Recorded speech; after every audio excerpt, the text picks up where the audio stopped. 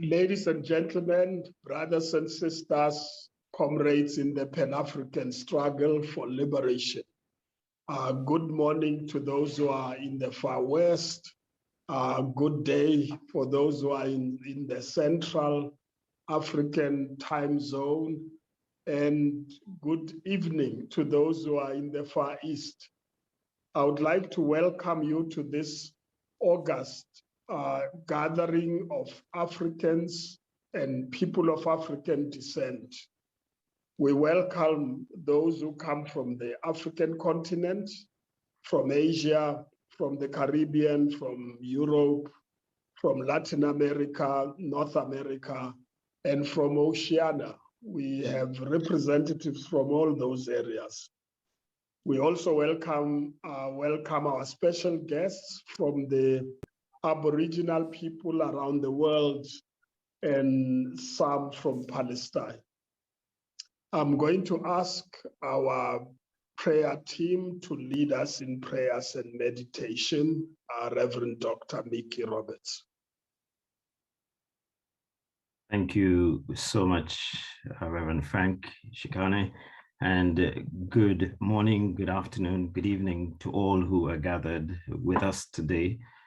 Today, as we begin our conference, we will be saying a prayer in a number of languages and being done by representatives from across the diaspora. And so we will begin with the prayer, the same prayer being said, done by Latin America. And then I will say it on behalf of our brothers and sisters in Europe. And then we go to North America and the Caribbean, and then we end in Africa. Let us then go before God in prayer.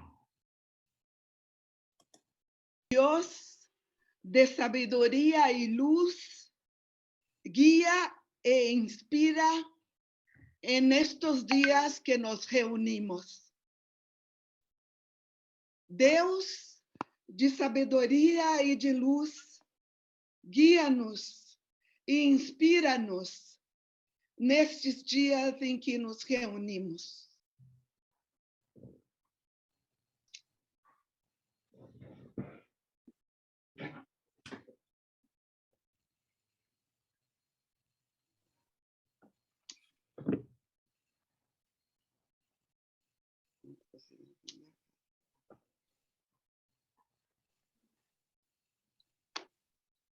Amen. Amen. God of wisdom, God of light, guide and inspire us as we gather.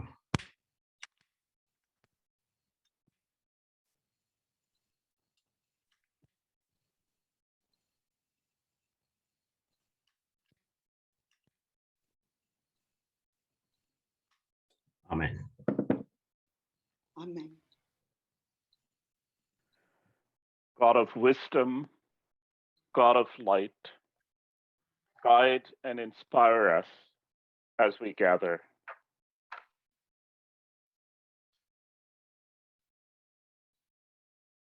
Amen. Amen.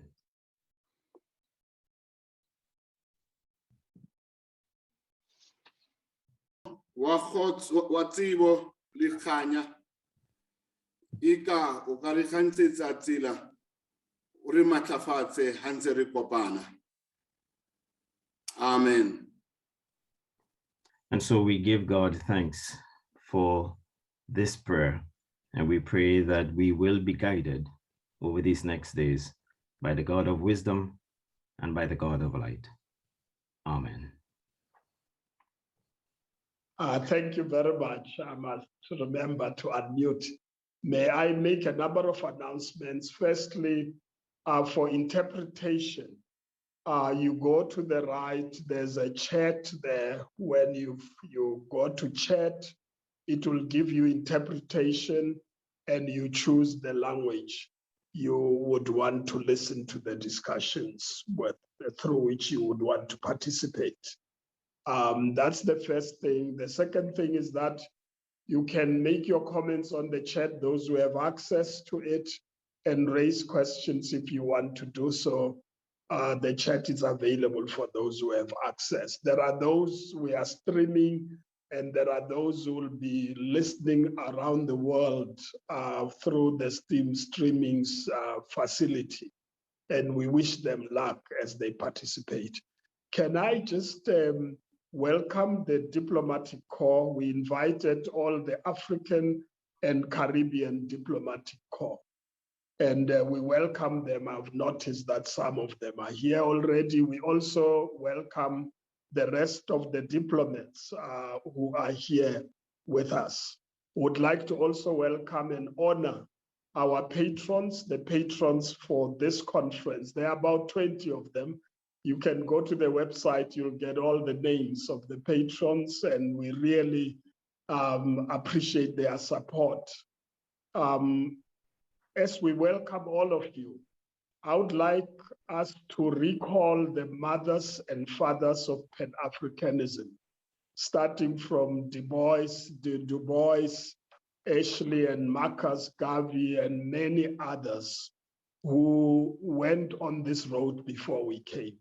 They encoded this consciousness in us that although we were in the main brutally and forcefully separated, subjected to acts of genocide and gross human rights violations, we must not forget that we are siblings.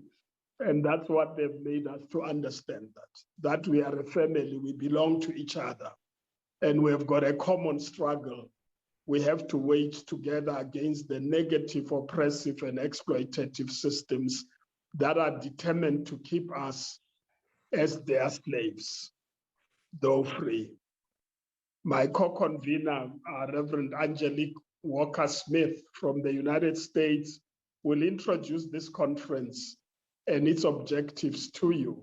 For now, I just want to say that the visionaries of this conference determined that no one was going to set us free or liberate us, and that we have to liberate ourselves, using the title of Jalil Mantik's book, We Are Our Liberators.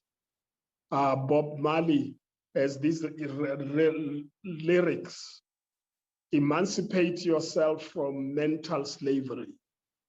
None but ourselves can free our minds. And this was inspired by one of the last speeches of Marcus Garvey.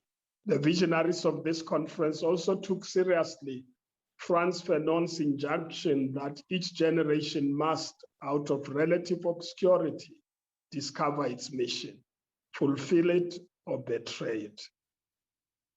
Like the Manchester 1945 leadership, we are at the verge of changing the world, and it is in our hands to do so. So I would like to really thank our speakers, particularly thank President Ramaphosa, the President of South Africa, for agreeing to participate in this session.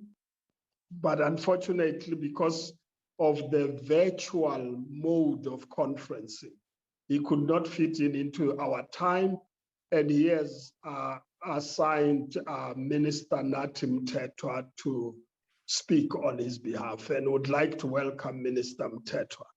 And we also would like to welcome former President Mbeki. I will introduce them at the right time when they come to speak. For now, I would like to invite and introduce Professor Achille Mbembe.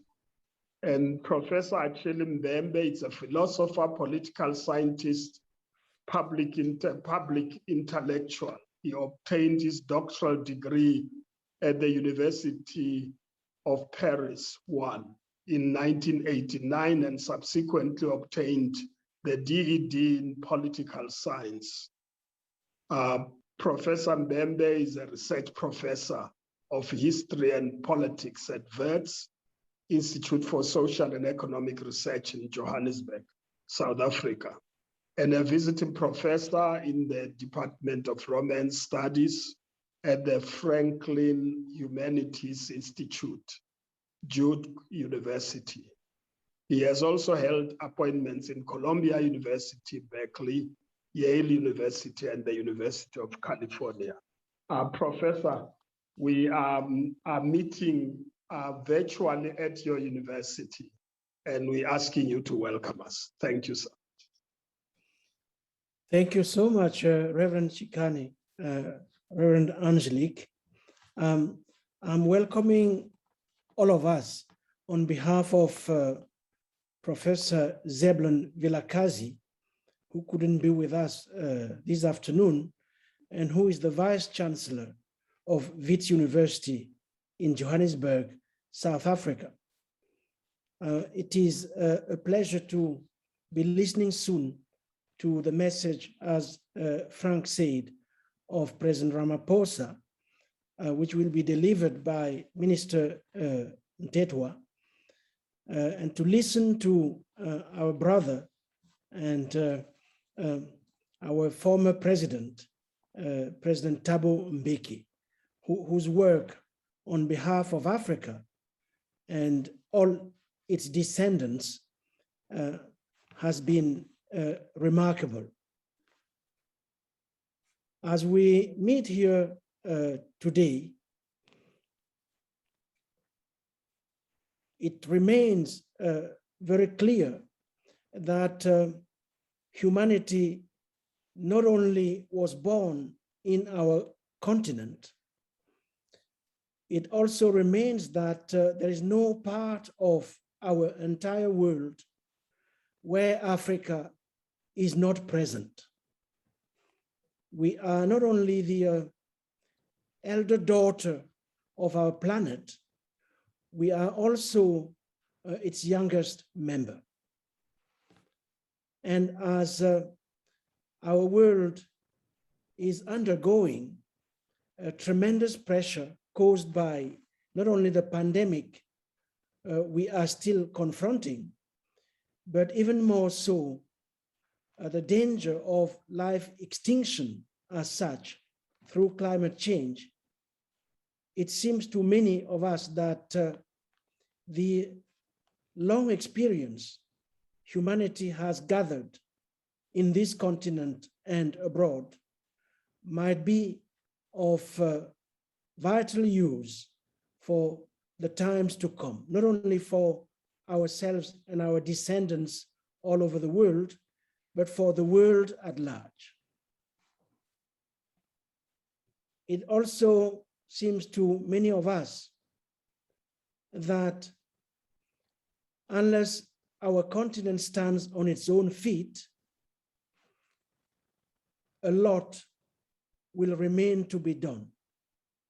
And that it is, as Reverend Frank Chikane was mentioning in his short introduction, it is our responsibility to the world to make it such that this continent stands on its own feet.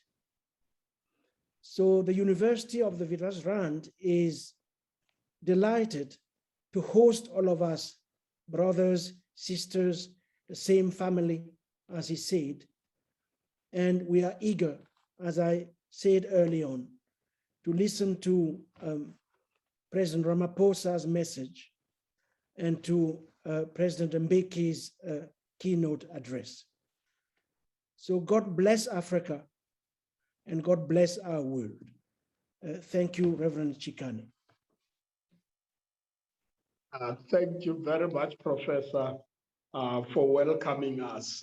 We feel welcomed here, but virtually. You know, the pandemic has sent us into a virtual mode.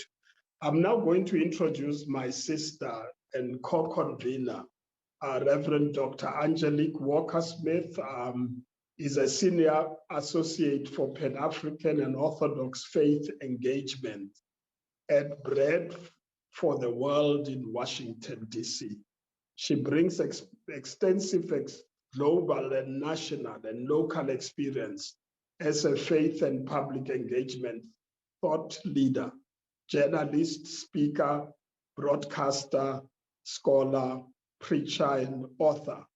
She has received a number of awards from President Clinton and various other leaders in the United States.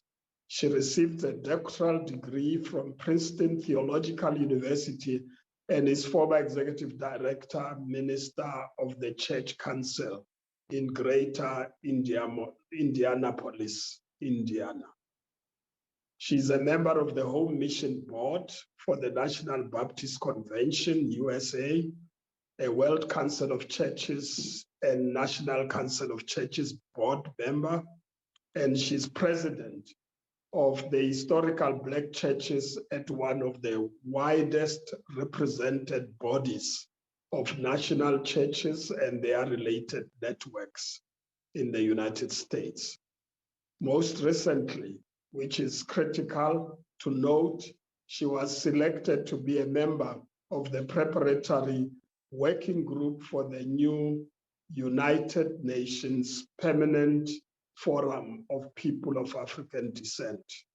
She is also the international co-convener, as I've said, with myself. And I would like to welcome my sister to speak on the conference so we know as we start what it is about. Angelique. Thank you so much, Reverend Chikani, and to all of the esteemed guests, to President Mbeki, to the minister representing President Ramaphosa, to all of the distinguished speakers and panelists, and to all of you, my brothers and sisters, wherever you may be.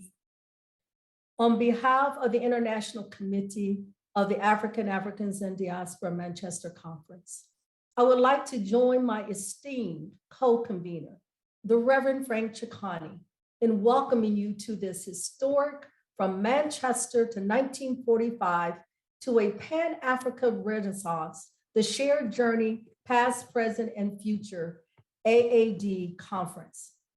Yesterday, this conference got underway with a substantive and inspirational women's pre-conference consultation that addressed the theme of telling her stories, exploring women's leadership before and at the Manchester Pan-African Congress and beyond.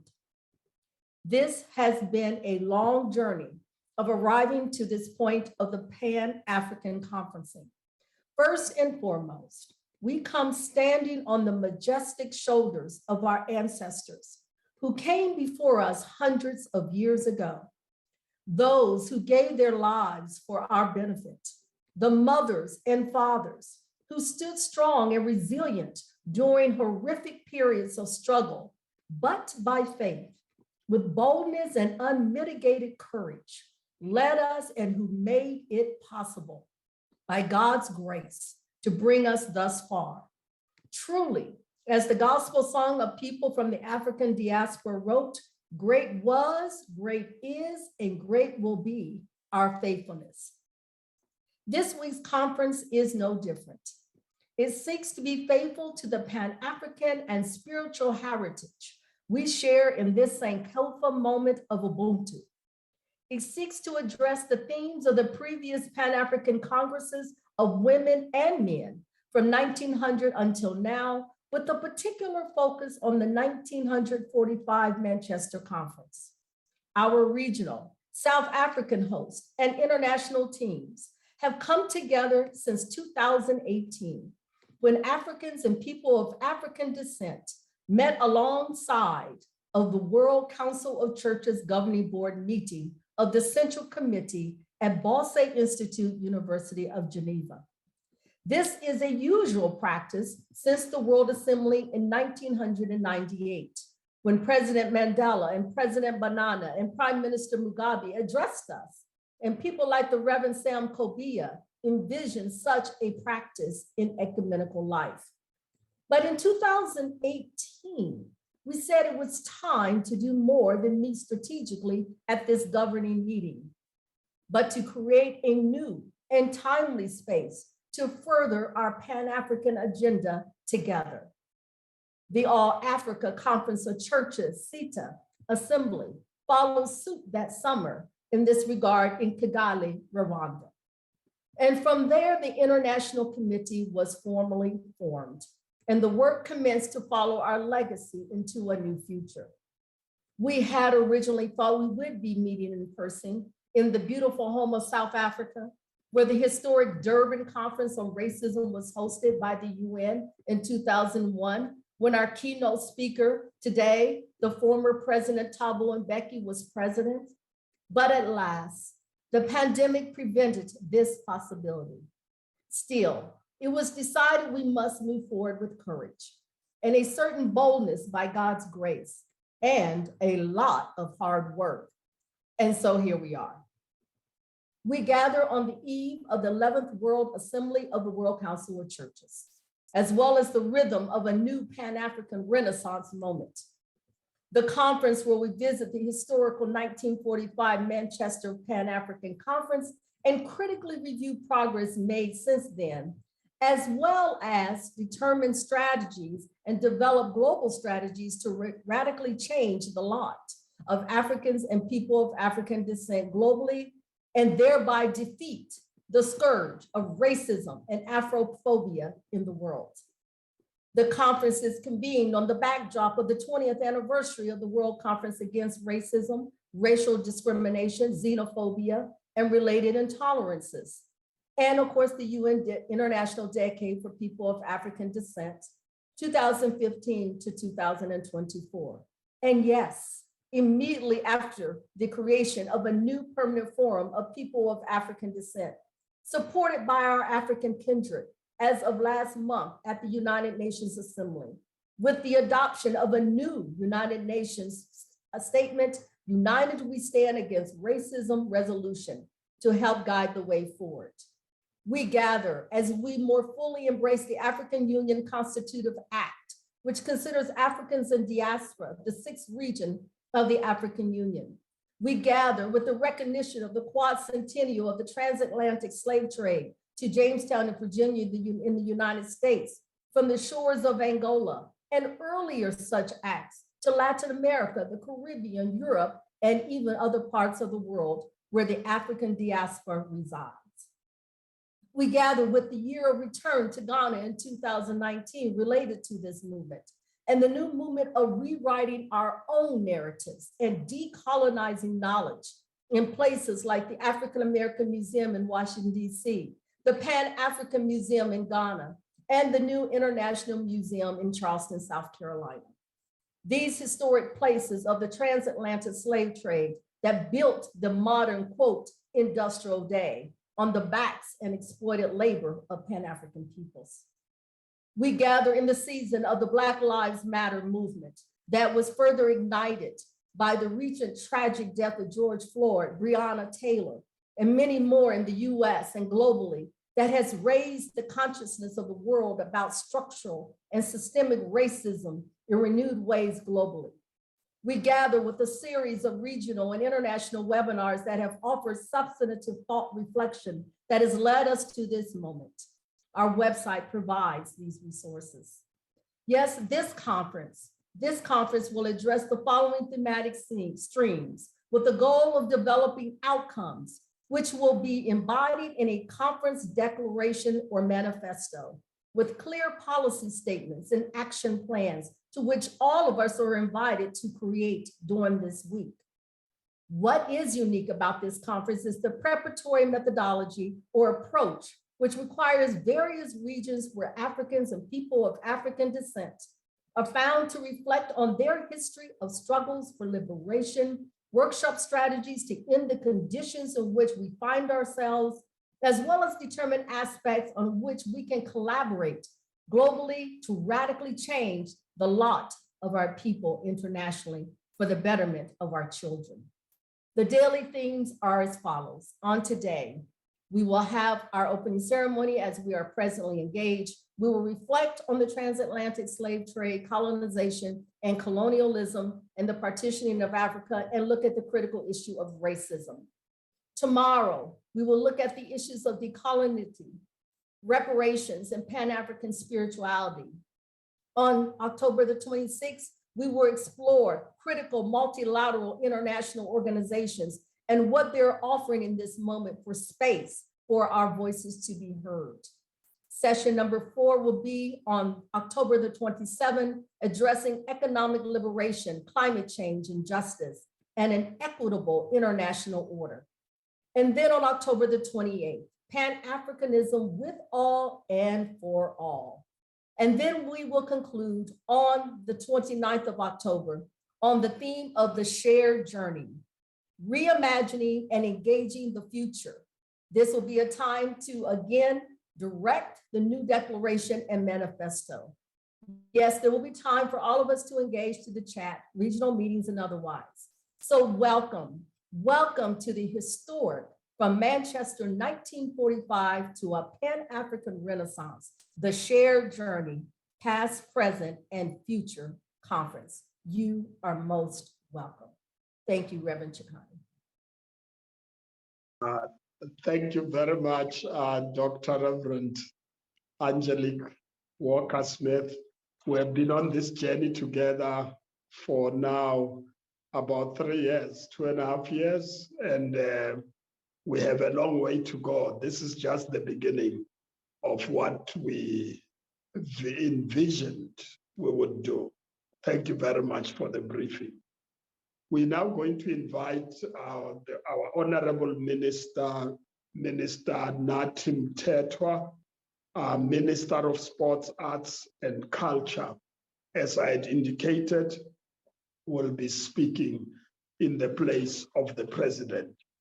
He has been in Parliament since 2002, and he has served as a Minister of Safety and Security and Police before he was appointed as Sports, Culture and Arts. Mr. Tetwa holds a diploma in community development from the University of Natal, certificate in mining engineering from University of Johannesburg, and a certificate in communications and leadership from Rhodes University. As a member of Parliament, he has served as chair of the Minerals and Energy Portfolio Committee. He's been a chief whip of the African National Congress in 2008. He also served on the board of directors of the 2010 FIFA World Cup Local Organizing Committee. We welcome you, Honorable Minister, as you take the platform to speak on behalf of the President. Thank you, sir. Thank you very much, Program Director, and thanks for your kind words of welcome to you and Reverend Dr. Angelique Walker-Smith, the co-conveners of this, the African Diaspora Conference 2021, to His Excellency, former President Thabo Mbeki, Your Excellencies here present, esteemed delegates, sons and daughters of the African soil, wherever you are located, members of the media, ladies and gentlemen, comrades and friends. Thank you for this very important invitation. And let me, on the onset, shower with felicitations the organizers of this conference for convening such a timely and potentially impactful gathering. I bring you greetings from the President of the Republic of South Africa, the government and the people. It is most special to be in company that reflects on the past, present, and destiny for our Mother Africa. I'm happy and honored to be in this historic gathering.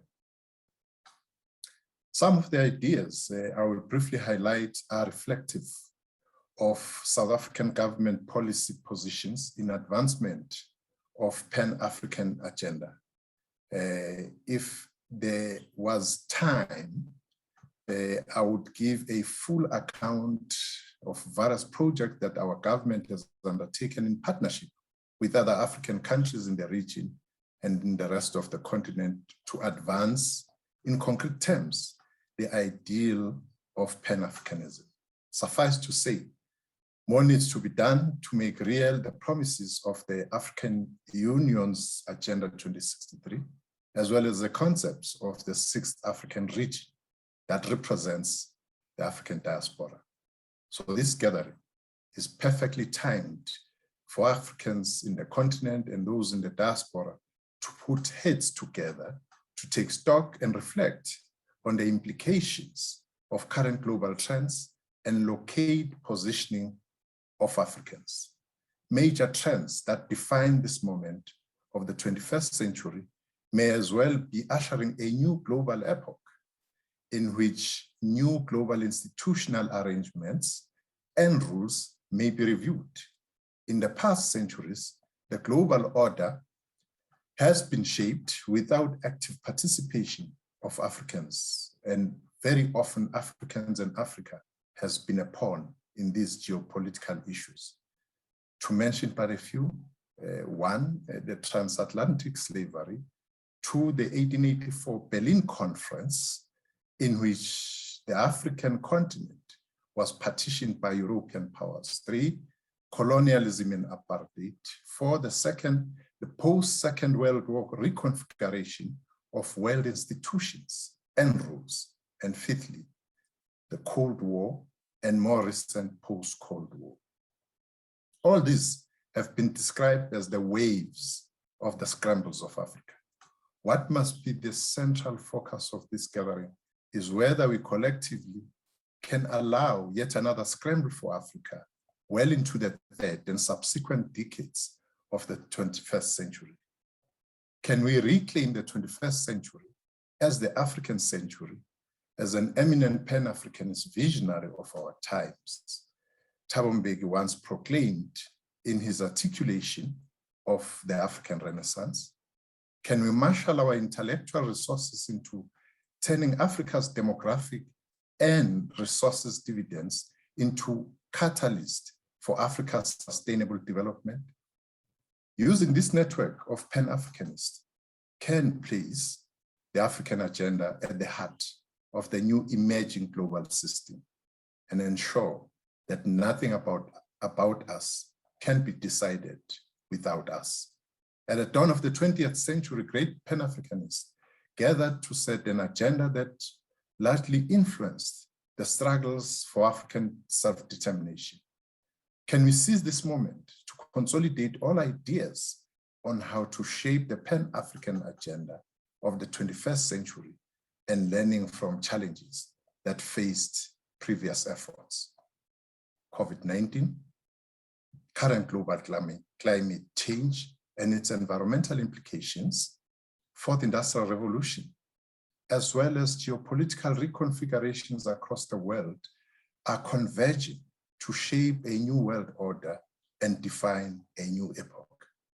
The most pressing question for a Pan-African forum of this nature is how should Africa locate itself and play a role in shaping trajectory of this seismic global shift? How should Africa be a co-creator than a victim of these changes? How do we take the works of great Pan-Africanists such as Marcus Garvey, W.E.B. Du Bois, Pixley Isaac Aseme, Kwame Nkrumah, to mention but a few, forward? Pan-Africanism is not only important for Africans or to Africans, but to humanity as a whole. It creates the greatest possibility of giving humanity a more humane face, as Steve Bantu Biko once put it. It also creates the greatest possibility of realizing universal justice, equity, human dignity, and human freedom. Progressive thought affirms that the violation of human dignity anywhere is tantamount to a violation of collective human dignity universally. Africans are the ones who have and still continue to receive the greatest and most consistent violations of their human rights dignity and human rights for the longest time in recent recorded history. This has not been met with passivity, but with robust and systematic activism organizing, and unity measures. It is fitting that we pay tribute to many visionary men and women who carved the first yards of the multi-million-mile journey we and our descendants are on for African unity, sovereignty, dignity, and a better life for all. Amongst them, Phyllis Whitley, Oloda Equiano, and Otoba Kugwano, Edward Wilmot Bladen, Toussaint Louverture, Sojourner Truth, Harriet Tubman, George Padmore, Marcus Garvey, Amy Ashwood Garvey, Henry Eloquent Johnson, Henry Sylvester Williams, Alice Kinloch, Thomas J. Johnson, the list is long. Most of these luminaries' work opened up the path to the founding of the African Association in 1897, an important precursor to 1900 conference in Westminster town with only 37 delegates. These delegates included Henry Sylvester Williams and Samuel Taylor Coleridge, Bishop Alexander Walters of the African Methodist Episcopal Church, to which our own Charlotte Maxeke belonged, and W.E.B. Du Bois, the drafter of the letter to the nation, in which he appealed to leaders from the West to Europe to struggle against racism, grand colonies in Africa and the West Indies, the right to self-government, and demanded political and other rights for African Americans. This early wave of Pan-Africanism must have triggered that, must have been a trigger that awakened consciousness in the life of a young South African Pixley Isaac Semenya, who studied in Columbia University. In his seminal work on the regeneration of Africa, he demonstrated both the grasp and devotion to a Pan-Africanist thought as early as 1906. Let me also acknowledge the founders of our own African National Congress and other liberation movements, the founders of Organization of African Unity, in their rich tapestry of perspectives and visions spanning from Addis to Accra, from Casablanca to Monrovia, and many others. The time has come to draw the best from each of these traditions, to examine their choices in the context of their time and better use our resource of hindsight. Walter Rodney, Sheikh Anta Diop, Mwalimu Nyerere, Kwame Nkrumah, Charlotte Maxeke, and many others who came before and after them, the founders of the African Union and its associated mechanisms. W.E.B. Du Bois could not have better captured the matter that is before us today, as he did in his what has almost become cliché now, when he said, and I quote, "The problem of the 20th century will be the problem of color question," close quote. Even as we traverse the 21st century, the color question is still with us. The Black Lives Matter movement is an indication of how Africans across the world are still worse victims of institutionalized discrimination. Its particular manifestation is that peoples of Africa, of African descent, everywhere are having the short end of the stick. All kinds of negativities are perpetrated on them. They don't enjoy the full liberation and sovereignty at national and international levels that were envisioned by the watershed conferences of 1900 and 1945. The concept document of this very gathering confirms that African people are yet to enjoy full political, economic, social, cultural freedom, environmental freedom, sovereignty, and self-determination.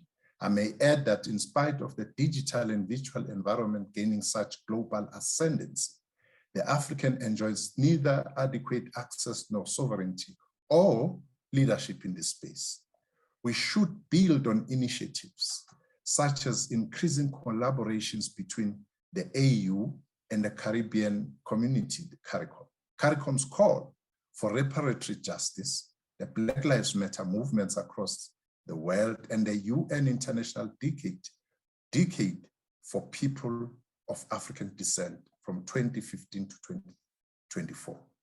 The UN International Decade of People of African Descent is ultimately the result of processes that were created by the 2001 World Conference Against Racism in Durban, South Africa.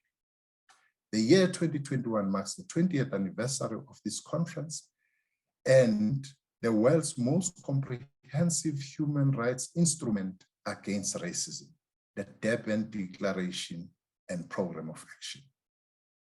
It is therefore for this gathering to take a moment to highlight and reflect on the achievements, challenges, and areas which need urgent attention from the resolutions of the 2001 World Conference Against Racism in the light of the current upsurge of the scourge around the world. Imperialism and neocolonialism have been major drivers and beneficiaries of conflicts in Africa.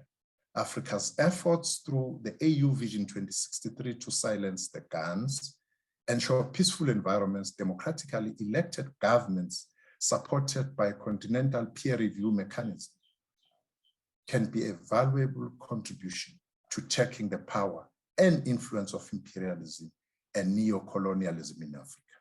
Governments that are more accountable to Africans are good for Africa and bad for imperialism. Africans need to feel secure from every form of violence, including crime and war. Our military and security work needs to be backed by sustained ideological and cultural work to entrench a culture of mutual respect, mutual understanding, and the promotion of values of Ubuntu, which is that you are because I am, our humanity is intertwined. Security solutions alone will not deliver a long-term solution. The role of the intelligentsia in the remaking of any society is well established through the ages, all over the world. Our efforts to unite and renew Africa must include a clear intellectual agenda. African unification must include unification of the educational, academic, science, health, and research space. The future of democracy in the world and in Africa has been shaken by many factors, amongst them the adverse and often abusive influence of business and foreign governments on government processes, the changed ways in which wars are conducted, the gross imbalance arising from a unipolar world, the growth in the roles of non-state actors, the increasing awareness of shared identities across borders, other global examples of transnational collaborations, the increased alienation of citizenry from political and business elite systems, the failure of quality control of the electoral political systems, resulting in leaders that are incongruent to the political setup, the demobilization of the labor and human rights movement, the speed at which global phenomena change, the impact of social media, virtual space accompanied by dramatic demographic changes, and the VUCA or VUCA moment, which is volatile, uncertain, complex, and ambiguous nature of the world we are faced with. These factors might demand a rethink on the governance and government models, demand a rethink on the shape, form, substance, and content of what African unity should mean. Has time not arrived to go beyond agreements between and amongst governments? What kind of African unity should we have? What kinds of government and social organization should we be targeting? Program Director, in conclusion, there is a need to take stock of various ideas that emerge from previous and current fora, update and consolidate them into concrete implementable programs with timelines for evaluating progress. It may also be proper at this stage to emerge with a clear institutional arrangement for managing and coordinating activities of this forum, given its importance and potential. AU and broader civil society organizations ought to play a greater role in the advancement of programs of this network. South African government and its people are ready to play their part as part of this network, as our survival and prosperity depends on that of the entire continent and African people in general. There is a greater need and urgency in having African intelligentsia, policymakers, business and civil society organizations working together to ensure that the Pan-African ideals become real. It is in our hands. And I want to thank you kindly for your attention. Thank you very much, Minister. I am really pleased that the government of South Africa is with us through and through. And from your address, it's clear that we have a partner in the struggle together. So I would like to really appreciate your input and contribution, and also convey to the government of South Africa that we appreciate the assistance they've given us in making this conference a success. So thank you very much for your contribution. Thank you, Minister. Can we then move to the next item, which is the keynote address? Former President Mbeki, I just want to say that they gave me a long story here to tell the people about where you were born, where you grew up, and all those details. I'm not going to take your time for addressing us. I'm just going to say to the listeners, those who are participating here, that President Mbeki joined the African National Congress Youth League when he was 13 years old. And in 1962, he left for exile, studied economics at Sussex, and has been a member of the National Executive Committee of the African National Congress. He's been part of those who developed the policy positions on South Africa, Africa, and the rest of the world. I just want to say, President, what I would like to recognize is that we worked together. I worked under you when you developed the vision of the African renewal, African Renaissance. And by the time you left government, we were just about to have a summit with CARICOM and the AU. And I would like to say, sir, that in the last few weeks, as you know, that summit happened. I think it was for the second time. And we are pleased to have you as a keynote speaker in this conference. And I would like to hand over to you, sir, to address us. And thank you very much, Reverend Chikane, for that introduction. Co-conveners of conference, the Reverend Dr. Angelique Walker-Smith and Reverend Dr. Frank Chikane, Professor Achille Mbembe, the Honorable Minister Natim Tetwa, distinguished delegates, friends, ladies and gentlemen. I'm indeed honored to join our eminent co-conveners, to join them to welcome everybody to this important conference. I must also thank everybody who was involved in conceiving of the very idea that all of us as Africans or people of African descent should get together, as we have done since yesterday.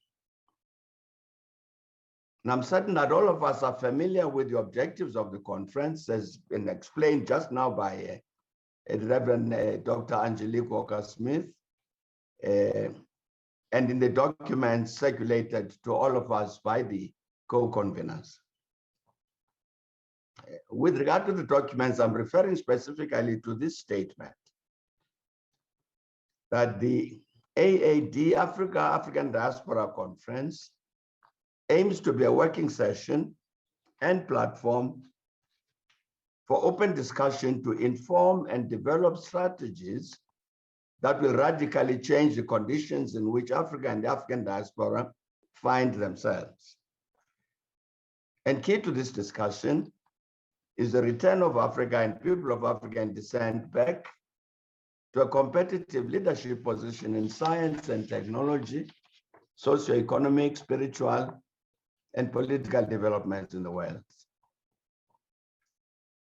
In addition, we'll recall that we've also been challenged to adopt as our starting point the famous 1945 Fifth Pan-African Conference, as Dr. Walker-Smith has just said, the 1945 Fifth Pan-African Conference, and therefore ask ourselves the question, what progress have we made towards achieving the objectives set by that conference? And specifically, the document I've cited says that although there have been huge achievements in changing the conditions of Africans and Africans in the diaspora since the 1945 Manchester Pan-African Conference, political developments affecting Africans and people of African descent globally in the last few years suggests that we are not winning the battle against underdevelopment, poverty, and the old demon of racism, unquote. And the statements I've just quoted make two vitally important points. One of these is that people of African descent, including in that all Africans, share socioeconomic deprivation because of racist discrimination, which affects them wherever they are. The second is implied in the reference to the 1945 Pan-African Congress. What is implied is that the fact of that shared burden must encourage us to unite in action and thus use our collective strength to achieve our socioeconomic upliftment, as well as the competitive leadership position which has been mentioned. I believe that as we discuss among ourselves what we could and should do in this regard, we must take on board the important work being done within the United Nations system on the very issue of people of African descent, to which, again, Reverend Dr. Walker-Smith has just referred. I know that as used by the UN system, the designation people of African descent refers to those outside of Africa, the diaspora. However, I suggest that for our purposes, we should include within this designation people within Africa. This is because in many instances, what are identified as ills affecting the African diaspora apply with equal force with the continental Africans. Thus, for purposes of comparison, for instance, the situation of the continental African should be weighed against that of people elsewhere in the world. With this qualification in mind, bringing together Africans and the African diaspora, I will then discuss what the UN says about people of African descent. Again, as Dr. Walker-Smith and indeed Minister Mtetwa have just done, they referred to the decision of the UN General Assembly in 2013, when it proclaimed the period 2015 to 2024 as International Decade for People of African Descent. And it said that the theme of the decade would be people of African descent, recognition, justice, and development. And naturally, the objectives of the decade must be of special interest to all of us. One of these objectives, for instance, is and I quote, to strengthen national, regional, and international action and cooperation in relation to the full enjoyment of economic, social, cultural, civil, and political rights by people of African descent, and their full and equal participation in all aspects of society. Further to this, all of us will recall again, as our colleagues have just said, that the 2001 World Conference Against Racism, Racial Discrimination, Xenophobia, and Related Intolerance, held in Durban, South Africa, took important decisions directly relevant to the purposes of our conference. And these are contained, as again, as the minister has just said, in his Durban Declaration and Program of Action. One of these decisions led to the establishment of the Working Group of Experts on People of African Descent, which working group remains very active to this day. As recently as December last year, the working group issued an important document entitled Operational Guidelines on the Inclusion of People of African Descent in the 2030 Agenda. That is inclusion in the Sustainable Development Goals. And consistent with the general thrust of what we have said in our own preparatory conference documents, the working group says in these guidelines that the working group provides compelling human rights arguments as to why there should be a special focus on people of African descent as one of the population groups who face multiple and compounded forms of discrimination and should be prioritized to end inequalities and discrimination, leave no one behind, and reach the furthest behind first. And they refer to the international human rights law and available official and unofficial data. And that guideline goes on to say that the UN Working Group believes that the 2030 Agenda for Sustainable Development and the Sustainable Development Goals adopted by heads of state and government at the UN Summit in September 2015 provides a vehicle to address the racism, racial discrimination, xenophobia, Afrophobia, and related intolerance that people of African descent face every day around the world.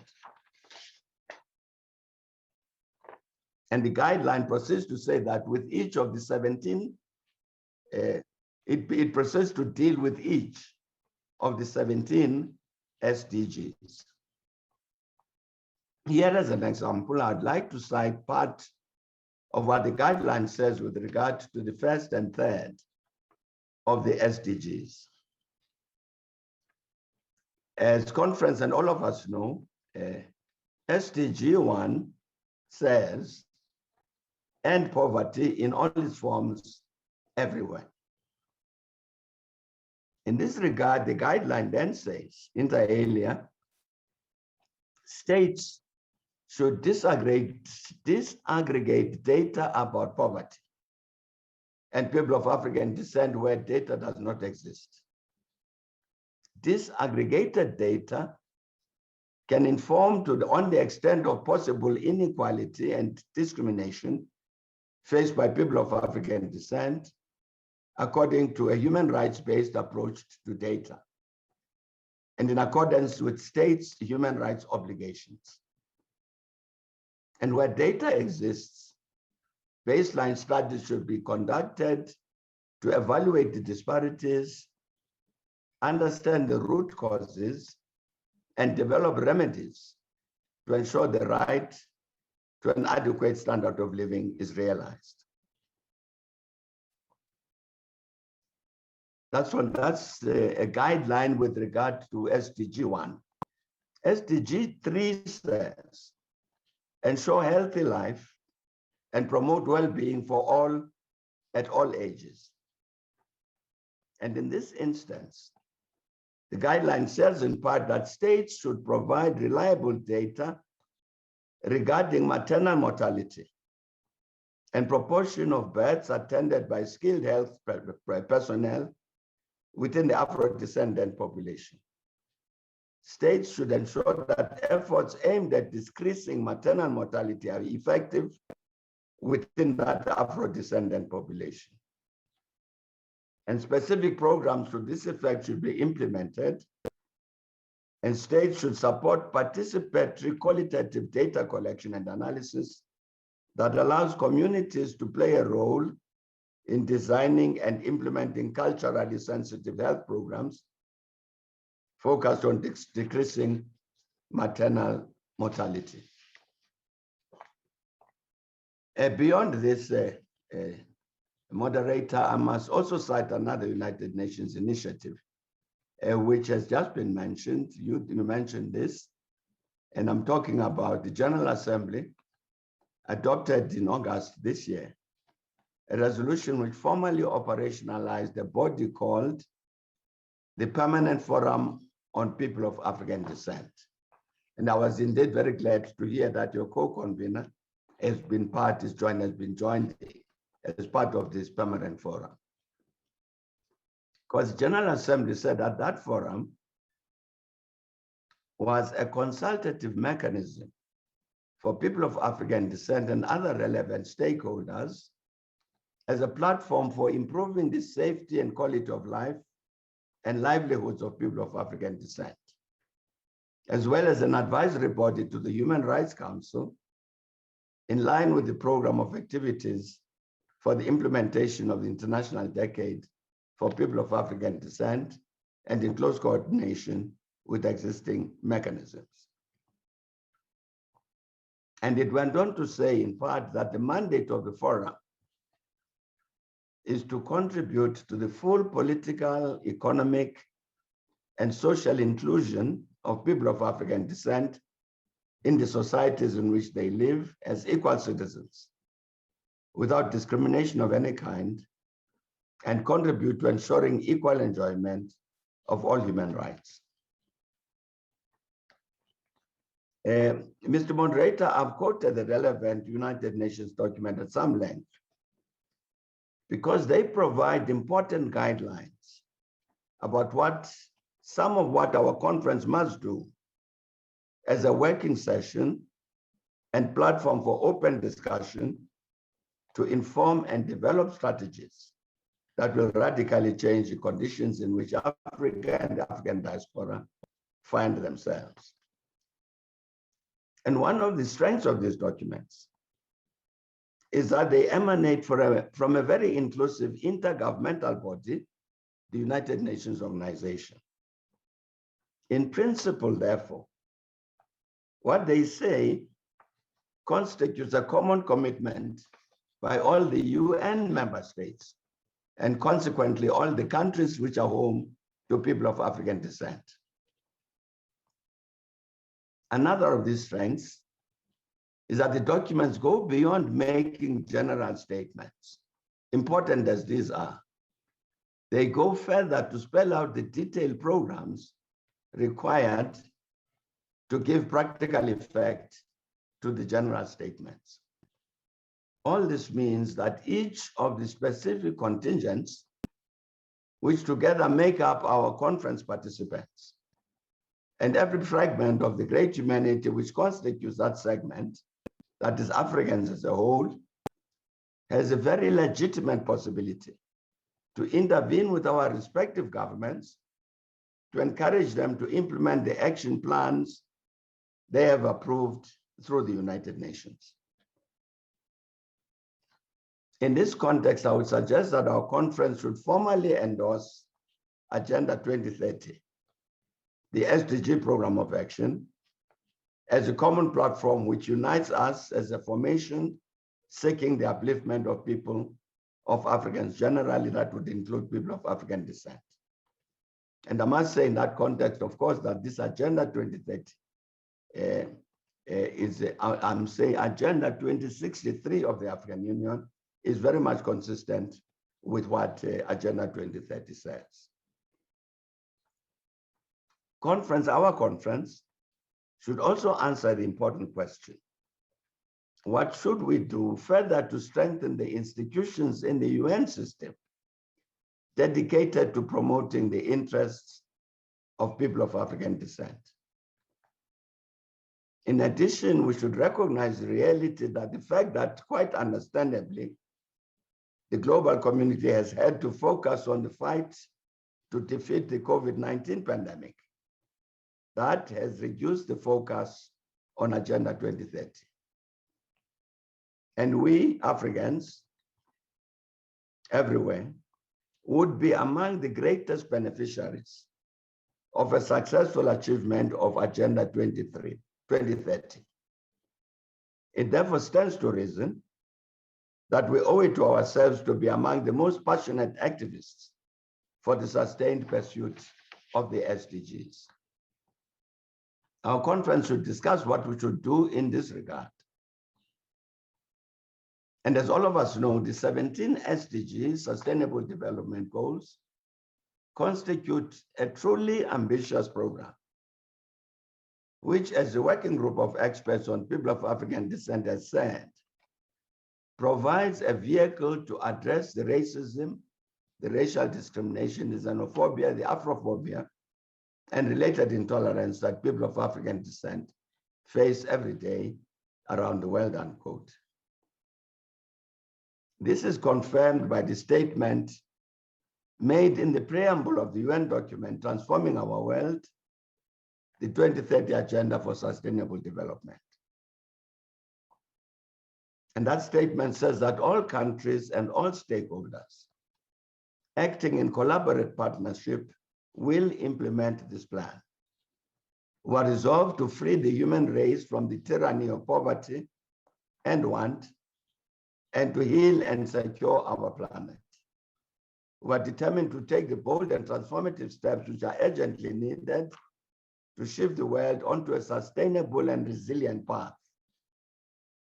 And as we embark on this collective journey, we pledge that no one will be left behind. And this solemn commitment both makes perfect sense and is very inspiring to all of us as Africans everywhere in the world, especially as it pledges that no one will be left behind. I would like to suggest that our conference is faced with a particular strategic challenge with regard to all of the matters I've mentioned relating to the UN program, which addresses the needs of people of African descent. The challenge is to consider in what ways this defining program can be extended to apply to the African continent as well. In this regard, we should recall the 2000 Millennium Declaration of the United Nations, which made specific provisions for Africa in the context of the Millennium Development Goals under the heading, Meeting the Special Needs of Africa. You will remember that the declaration said that we will support the consolidation of democracy in Africa and assist Africans in their struggle for lasting peace, for poverty eradication, and sustainable development, thereby bringing Africa into the mainstream of the world economy. And it therefore resolved in that declaration to take special measures to address the challenges of poverty eradication and sustainable development in Africa. The imperative, program director, the imperative to meet the special needs of Africa, like those of the African diaspora, remains to this day. I'm saying the imperative to meet the special needs of Africa, like those of the African diaspora, remains to this day. And that is exactly why, Chairperson, I'm suggesting that the provisions that the United Nations has agreed to with regards to people of African descent should be inclusive of all Africans. Because indeed the problems faced by Africans, whether in the diaspora or on the continent, are the same. Where we already have a set of programs agreed by an inclusive, multilateral, intergovernmental body like the United Nations, which has gone into some detail into looking at what is this thing that impacts negatively on Africans. I'm saying that a program like that needs to reach all Africans and not just the African diaspora. Therefore, I'm saying the challenge of our conference is to say, what do we do in order to make sure that these policies which are already in place also impact on the Africans everywhere, including the Africans on the continent. At this point, we should perhaps take a step back in time to return to the question posed in the preparatory documents of our conference. What progress have we made as people of African descent? What progress have we achieved since the 1945 Pan-African Conference? But I believe that to answer this question properly, we must go further back to 1900, to an event to which Minister Mtedu has just referred, and with all of you, I'm certain are very familiar. And I'm talking about what, in my view, was in fact the very first Pan-African Conference. And the conference closed with an address to the nations of the world, delivered by that outstanding American Pan-Africanist, W.E.B. Du Bois. And again, as the minister said, this is how the address began. In the metropolis of the modern world, in this, the closing year of the 19th century, there has been assembled a Congress of men and women of African blood to deliberate solemnly upon the present situation and outlook of the darker races of mankind. And the problem, he said, of the 20th century is the problem of the color line. The question as to how far differences of race, which show themselves chiefly in the color of skin and the texture of the hair, will hereafter be made the basis of denying to over half the world the right of sharing to utmost ability the opportunities and privileges of modern civilization, unquote. Moderator, we're now as you know, we're now in the third decade of the 21st century. The assessments by the United Nations of the socioeconomic condition of peoples of African descent globally suggest that we should repeat, after W.E.B. Du Bois, that the problem of the 21st century is still the problem of the color line.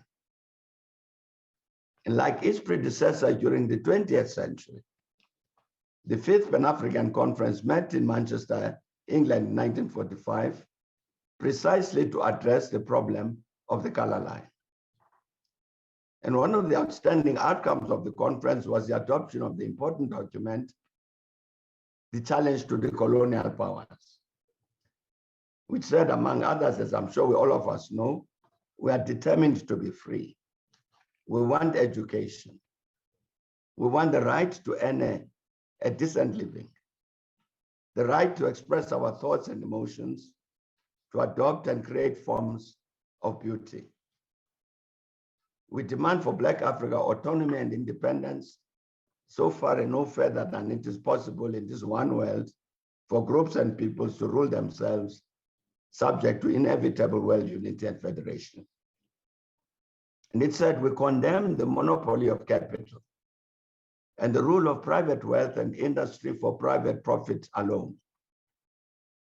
We welcome economic democracy as the only real democracy. Therefore, we shall complain, appeal, and arraign.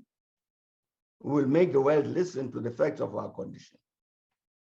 We will fight in every way we can for freedom, democracy, and social betterment.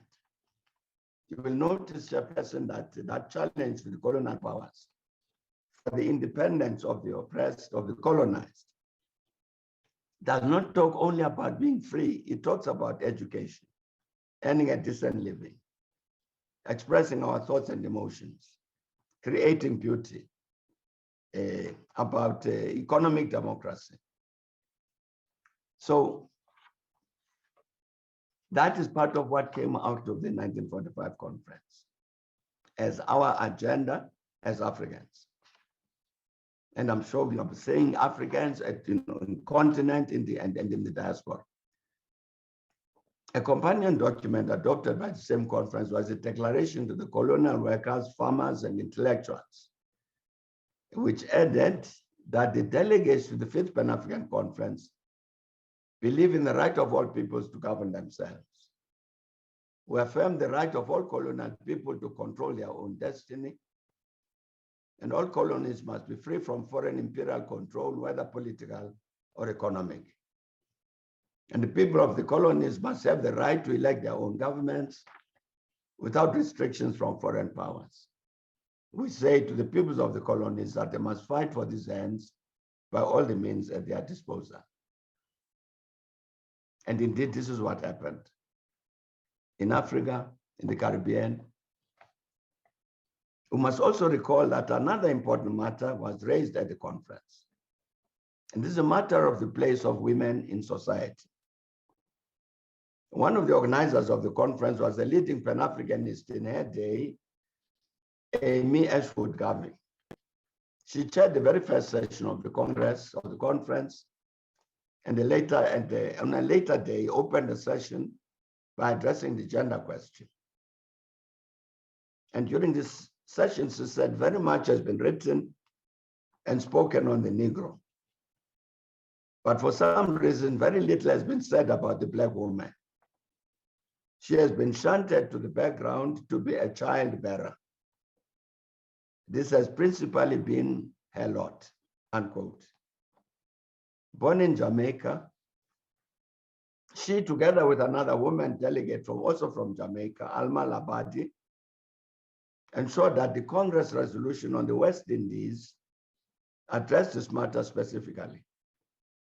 Accordingly, that resolution on the West Indies adopted at the 5th Pan-African Conference included demands for equal pay for equal work, regardless of nationality, creed, or race, for the removal of all disabilities affecting the employment of women.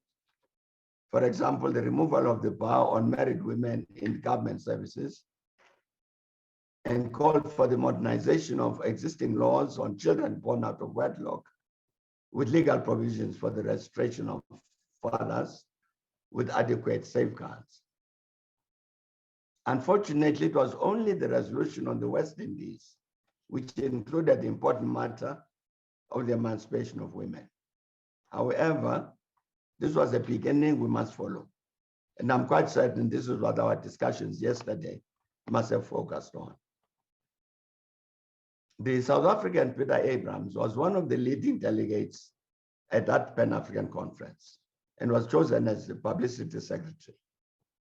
And in that capacity, he wrote a document which he entitled The Congress in Perspective, and in which he said inter alia that the 5th Pan-African Congress was held in the Charlton Town Hall in Manchester from October 13th to 21st, 1945. Some 200 delegates holding mandates from political, social, trade union organizations attended. The Congress, therefore, was the most representative yet assembled by African and peoples of African descent to plan and work for the liquidation of imperialism. And he said, we see then that the colonial struggle has entered a new phase, a militant phase. It is important that the left in Britain and other imperialist countries should recognize this and aid it.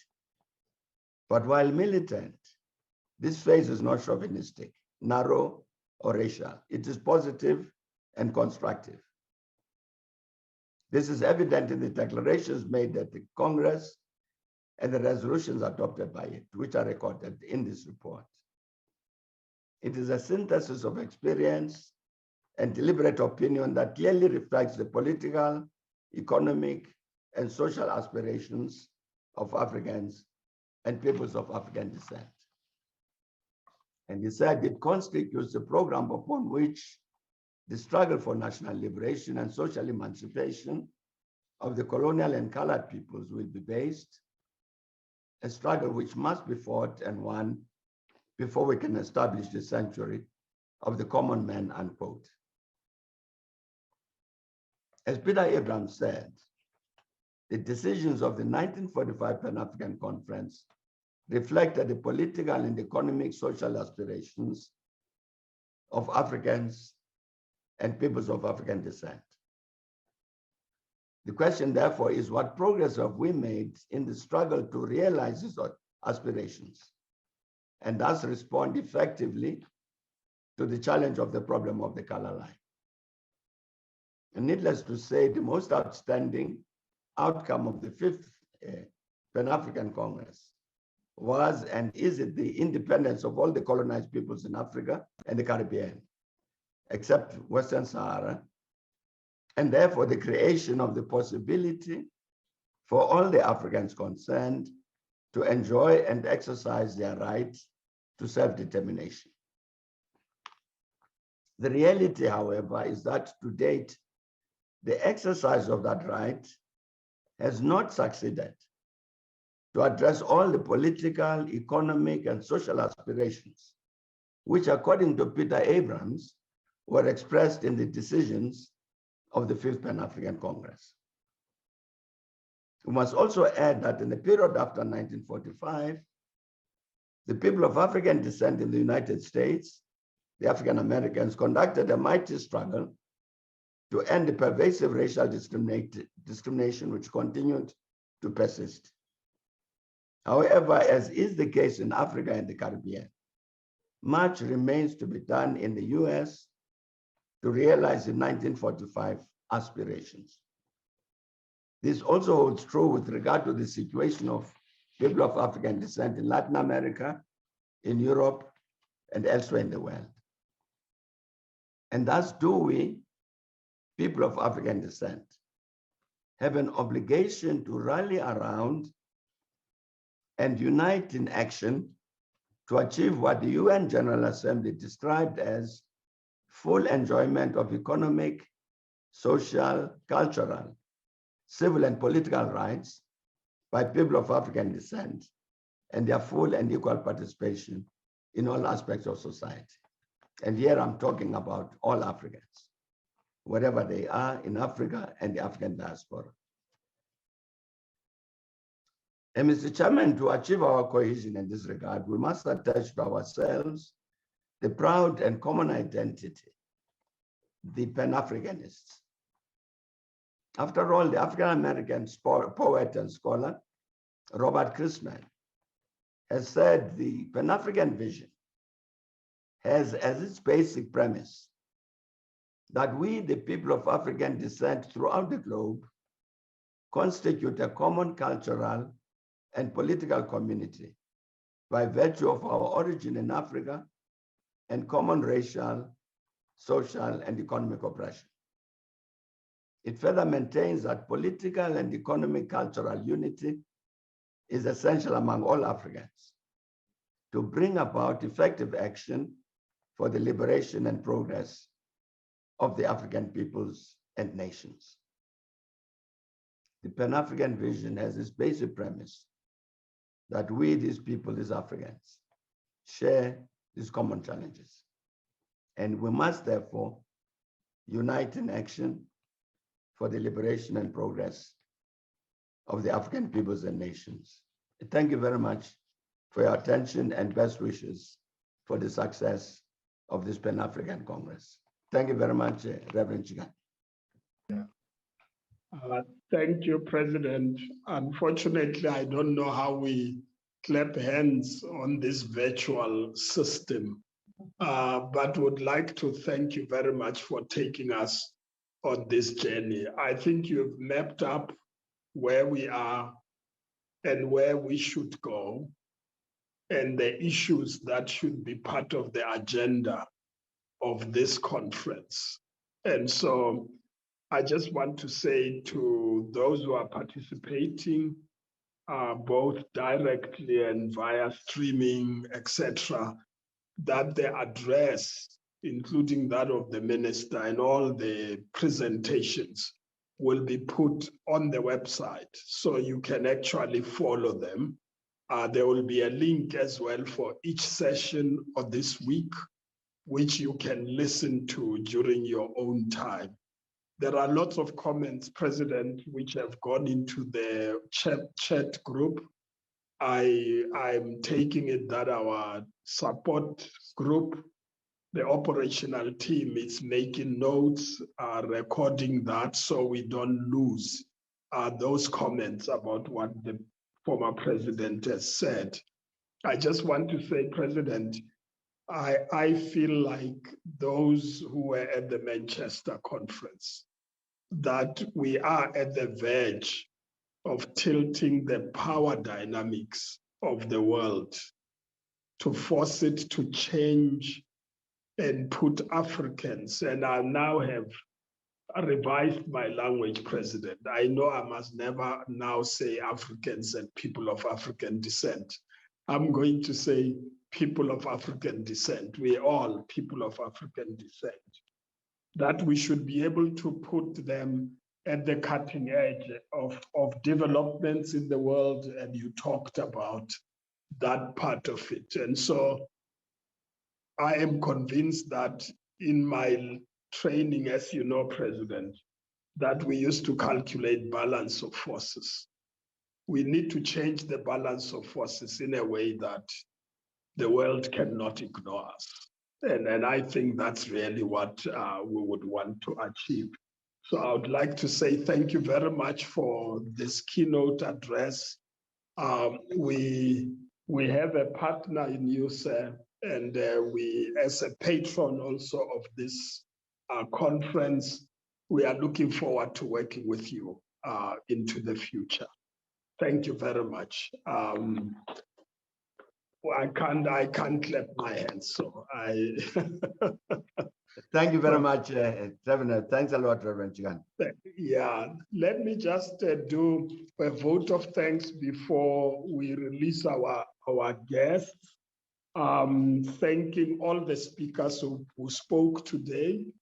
I would like to also thank the host university and its schools, the Vets Business School and the Vets School of Governance. We also want to recognize the universities that also participated, either in preparation or some tasks. That's the University of Johannesburg, which hosted the pre-AAD reparations conversation, and the results of that will come to the conference. And the Thabo Mbeki School of Public and International Affairs, which we are working on the exhibition on the history of African and people of African descent. I would like to thank the South African Host Committee that carried the greater part of the preparations, and the planning committee, the operational team. Thank you very much. And then, of course, the international leadership team, which convenes what we have been calling Manchester Conference meetings. I would like to thank all of you and all the participants who have joined us to participate. There are also the various organizations that form part of the host committee, the Thabo Mbeki Foundation, the Unleashing Leadership Potential, Biko Foundation, the South African Council of Churches, and all of them. I would like to thank you greatly. Mr. President and the Minister, I don't know how we retreat to a holding room to have tea with you and bid you farewell. but I think technology will assist us to do it into the future. We're now going to break, and when we break, the technical team will assist us to get a link into the next session, which starts immediately after this. And the link they will give us will also, the chat section will also assist us to choose which group we are going to get to. So the groups are going to be Africa, the Caribbean, Europe, Latin America, North America. And those who come from Asia and Oceania will join us in the different groups, and would like to encourage those who are on the African continent who might have come in their numbers, would like you to also join the other regions so that we can learn from their experiences. They know exactly what to do in those groups. And so I would like to bring this session to an end and then hand over to the technical team